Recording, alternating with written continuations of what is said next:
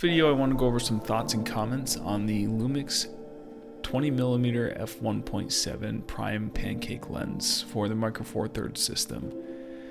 I've got both the Mark 1 and Mark 2, and we're going to compare the sharpness, kind of zooming in right here. Old Mark 1 is on the left, and the Mark 2, or the newer one, is on the right.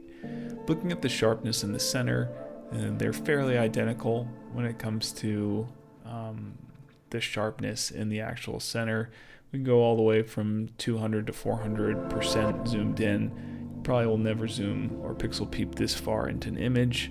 Looking at kind of the text in the left hand corner, we see a slight color difference. I did have it on auto white balance on a Lumix G9 when I was taking these photos, so I'm going to account that for the issues there with the color.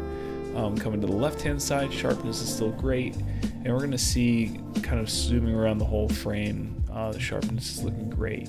Do see some darkness in the corners or some vignetting when it's all the way open to f1.7, but sharpness is not suffering from that.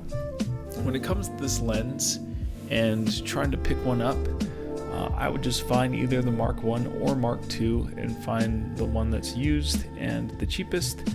I bought both these again used on Amazon, so I found the cheapest one and then I just purchased that. I do like the styling of the Mark 1 a little bit better, but when it comes to the sharpness or the actual performance, they are practically identical when it comes to the actual lens performance. The front barrel does extend and come back and forth a little bit when you put a UV filter or filter on the lens.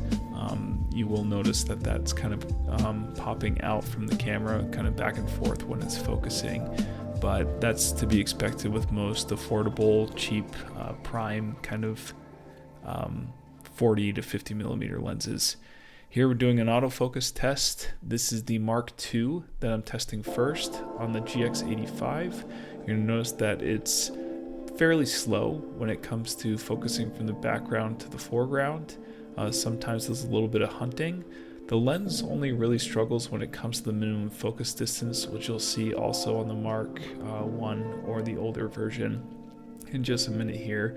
But coming from far to close, sometimes it hunts a little bit, but when you're looking at the overall kind of distance, focusing is great. On the Mark 1 or the old one, you're going to see a lot of hunting here, and it turns red because I was a little bit too close to the subject, and the minimum focusing distance was kind of getting hit there. So they can zoom fairly close or focus fairly close. I shouldn't say zoom, but they can focus fairly close to the point of getting some pretty good reproduction on kind of the size of the object you're trying to take a picture of. Just kind of repeating, I would just go for whatever one you can find the cheapest or used. I would purchase that and slap it on. This final image is just me holding it in my hands on the GX85. I love it on the compact Micro Four Thirds cameras.